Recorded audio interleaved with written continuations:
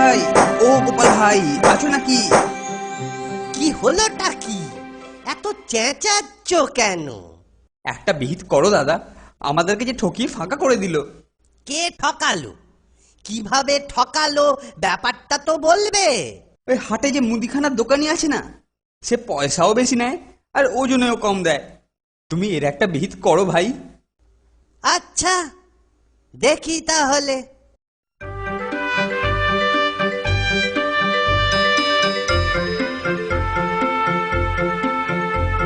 কি খবর দাদা, ভালো তো? এই চলছে একরকম। কি দেব?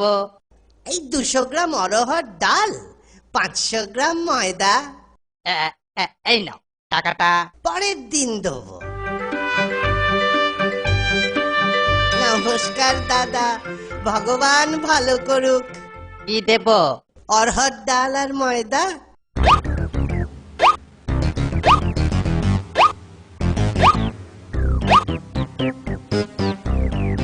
টাকাটা পরের দিন নিশ্চয়ই দেবো। দাও, ময়দা দাও। এই এই নাও। এইবার টাকাটা দাও দেখি। আরে ব্যস্ত হচ্ছ কেন? আমি কি দেবো না বলেছি? আজকের দিনটা যাক, কালকে নিশ্চয়ই দিয়ে দেবো।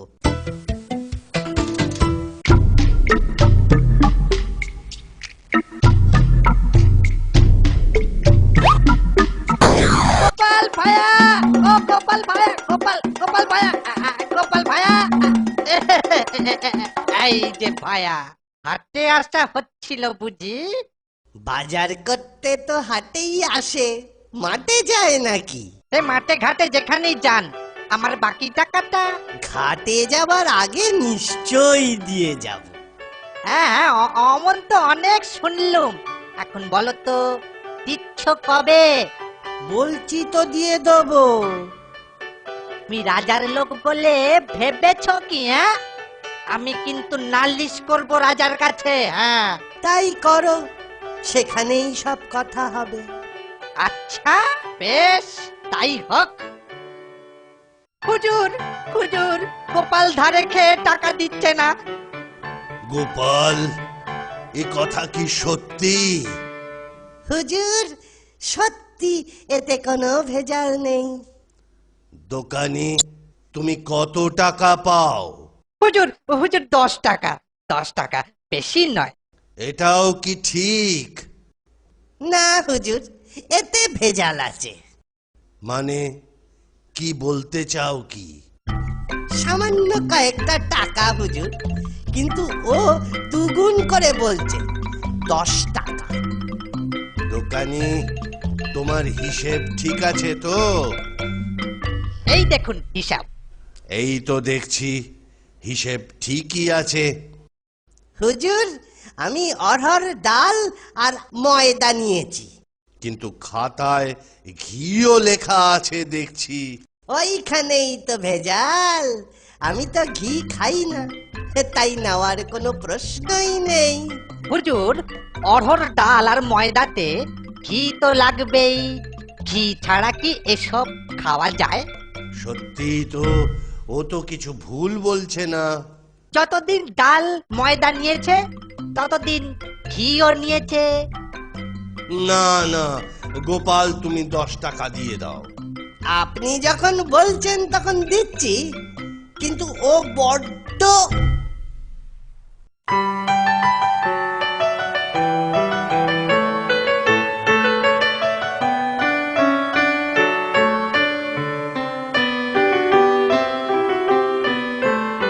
কি গো গোপাল, আখের ফলন তো ভালোই হয়েছে এবছর। আমি আমি আগাম আগাম বলে রাখলুম, আমায় কিছু কলসি গুড় দিও। হুঁ, তোমার দোকানে ধার খাই আর তোমাকে দেব না, সে কি কখনো হয়? কম করে 8-10 কলসি, হ্যাঁ 8-10 কলসি গুড় দিও। ঠিক আছে, 10 কলসি গুড় তুমি পাবে। এই এই 10টা কলসিতে অর্ধেক করে মাটি ভর। মাটির ওপর এবার গুড় ঢাল। বেটা আমার সাথে চুরি।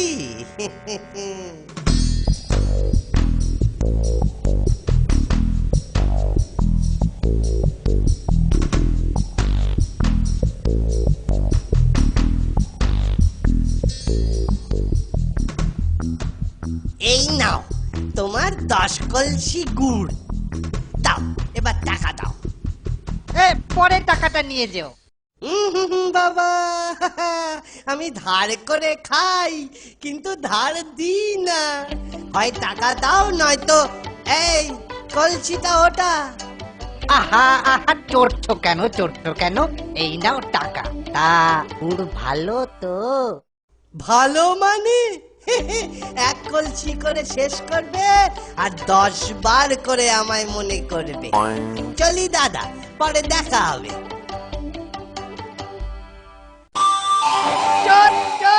চোর কোথাকার, হ্যাঁ? আর বদমাইশের গাছ কই চোর গোপাল কোথায়? বাড়ির বাইরে হয় না? দেখাচ্ছি মজা। হ্যাঁ। কলসির অর্ধেকটা মাটি আর বাকি ওপরটা গুড়। কি হে, কি বলছো? অত চেঁচাচ্ছ কেন ভাই? চেঁচাবো না মানে? অর্ধেক মাটি আর অর্ধেক গুড়। জুয়া চুরির জায়গা পাও না, হ্যাঁ? আমার সাথে হ্যাঁ? এক্ষুনি টাকা ফেরত দাও, হ্যাঁ? এক্ষুনি টাকা ফেরত দাও। কিসের টাকা? টাকা দিয়েছো, গুড় পেয়েছো, এবার কেটে পড়ো। তোরে তবে রে নচ্ছার পাজি বিটলে, হ্যাঁ? দেখাচ্ছি তো।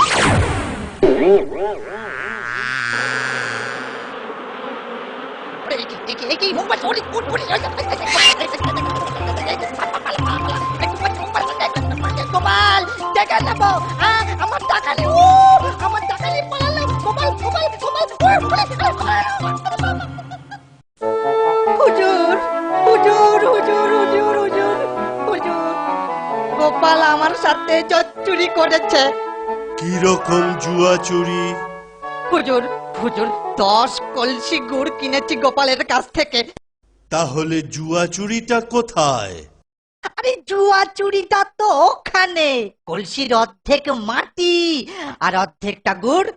কথা চোর বদমাইশ।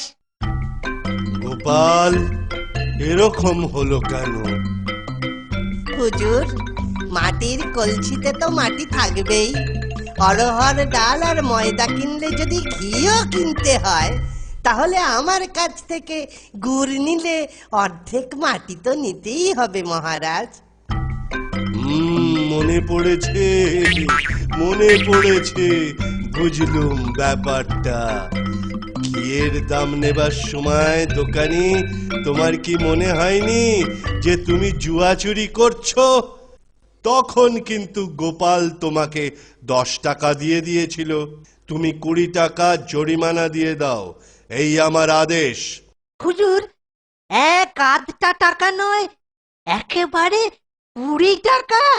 হয় টাকা দাও, নয়তো শাস্তি তোমাকে পেতেই হবে। বলছেন যখন দিচ্ছি।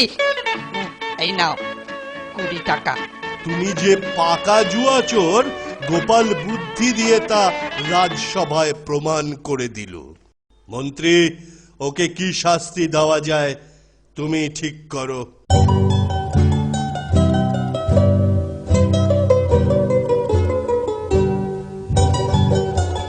কৃষ্ণনগরের লোক দেখুক জুয়া চোরের শাস্তি।